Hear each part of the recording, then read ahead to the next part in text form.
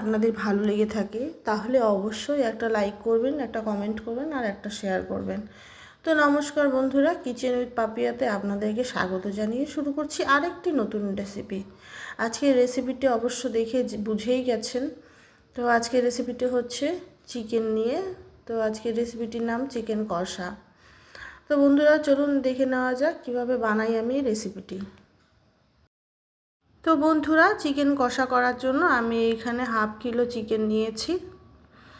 আচ্ছা, এখানে আমি কয়েকটা আলু কেটে নিয়েছি। আর এখানে আমি মশলার জন্য নিয়ে নিচ্ছি পেঁয়াজ, কাঁচা লঙ্কা, টমেটো, রসুন আর আদা কুচি। আর আমি এখানে একটা গোটা রসুন নিয়েছি, আপনারা চাইলে নিতে পারেন।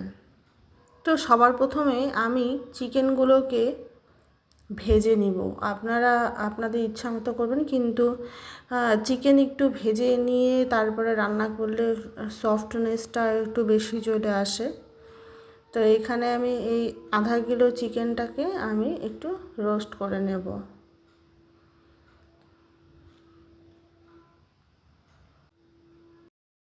তো বন্ধুরা, এদিকে দেখুন আমার চিকেনটা প্রায় মোটামুটি ভাজা হয়ে গেছে। আমি খুব একটা বেশি কড়া করব না, জাস্ট একটু সাতলানোর মতো। তো এদিকে আমি নামিয়ে নিয়েছি চিকেনটাকে। তো এখন আমি আলুগুলোকেও একটু ভেজে নেব। তো এইখানে আমি 4 থেকে 5টা আলুকে কেটে রেখেছি। তো এখন একটু হলুদ দিয়ে দিব, তাহলে দেখতে ভালো লাগবে। তো এখন আমি এখানে একটু হলুদ দিয়ে আবার একটু ভালো করে নাড়াচাড়া করে নামিয়ে নেব।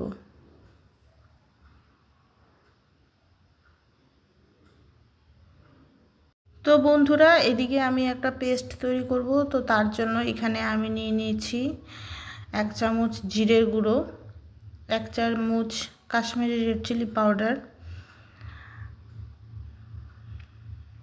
আর এদিকে আমি নিয়েছি 1 চামচ ধনে গুঁড়ো, আর নিয়ে নিব 1 চামচ হলুদের গুঁড়ো। আমি এখানে হলুদের গুঁড়োটাও একসাথে দিয়ে দিচ্ছি। এবার আমি নিয়ে নেব কেটে রাখা আদা কুচিগুলো, দিয়ে দিব কিছুটা পরিমাণে রসুন, দিয়ে দিব যতটুকু আমি পেঁয়াজ কেটে রেখেছিলাম তার হাফের থেকেও বেশি আমি পেঁয়াজটা নিয়ে নেব। আর এখানে আমি না হলেও 10 থেকে 12টা লঙ্কা নিয়েছিলাম। তো 10 থেকে 12টা লঙ্কা নিয়ে আমি একটা এখানে পেস্ট তৈরি করব। তো বন্ধুরা, আমার পেস্ট তৈরি করা হয়ে গেছে। এখন আমি চলে যাব কড়াইয়ের দিকে। কড়াইটা আমার এখন ভালো করে গরম হয়ে গেছে। কড়াইয়ে আমি আর একটু তেল দিয়ে দিয়েছিলাম। তো এখানে আমি ফোড়নের জন্য দিব এলাচ আর দারচিনি। এবার আমি দিয়ে দেব কেটে রাখা পেঁয়াজগুলো। আর এখানে আমি কিছুটা পরিমাণে রসুন রেখেছিলাম, সেই রসুনগুলোকেও দিয়ে আমি এখন ভালো করে নাড়াচাড়া করে নেব। পেঁয়াজ রসুনটাকেও আমি ভালো করে এখন দেখুন ভেজে নিয়েছি আমি। তো পেঁয়াজ রসুনটা ভাজা হয়ে গেছে। এখন আমি দিয়ে দিব পেস্ট করা মশলাগুলো। তো বন্ধুরা, আমার এই মিক্সির গায়ে যে মশলা লেগেছিল, প্রচণ্ড অনেকটা পরিমাণেই মশলাটা লেগেছিল। তো সেই মশলা ধোয়া জলটা আমি আবার এখানে দিয়ে দিব, দিয়ে আমি ভালো করে কষিয়ে নিব যতক্ষণ পর্যন্ত পেঁয়াজ রসুনের একটা কাঁচা গন্ধ না যায়।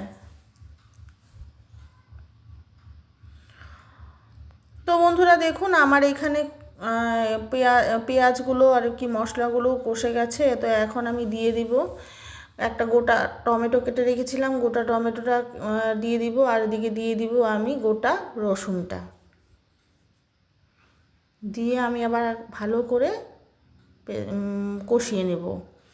তো এদিকে আমার মশলাটা কষানো হয়ে গেছে। এখন আমি দিয়ে দিব ভেজে রাখা চিকেনগুলো। তো ভেজে রাখা চিকেনগুলোকেও দিয়ে আমি এখন ভালো করে একটু কষে নেব।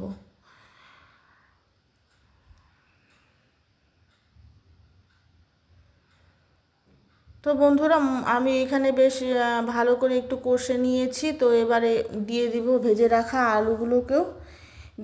আলুগুলোকেও ধুয়ে আর একটু নাড়াচাড়া করে এখন আমি দিয়ে দিব একটু জল দিয়ে আমি এবার ঢেকে দেব।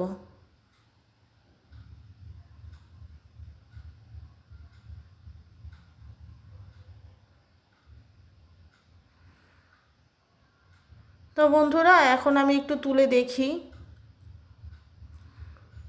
তো দেখুন আমার এখনও কিন্তু মানে মাংসটা সেরকমভাবে কষানো হয়নি। তো মশলাটা আর কি এখনও কাঁচা কাঁচা আছে, একটু বোঝা যাচ্ছে। তো এবার আমি আবার আরেকটু নাড়াচাড়া করে ঢেকে দিব, কারণ না হলে নিচ দিক থেকে লেগে যাবে। তো এবার মোটামুটি আমার মশলাটা মাংসটাও কষানো হয়ে গেছে, দেখুন কি সুন্দর তেলও ছেড়ে দিয়েছে। তো এবার আমি আরেকটু নাড়াচাড়া করে নেব।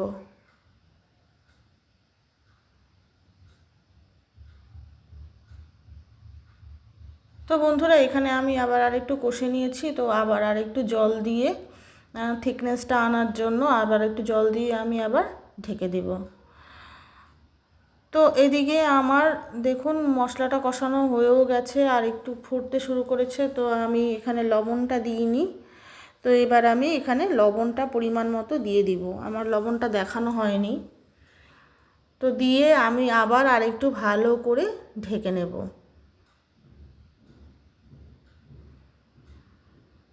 তো বন্ধুরা আমার এদিকে মোটামুটি কষানো হয়ে গেছে। তো দেখুন আমার রেডিও হয়ে গেছে চিকেন কষা।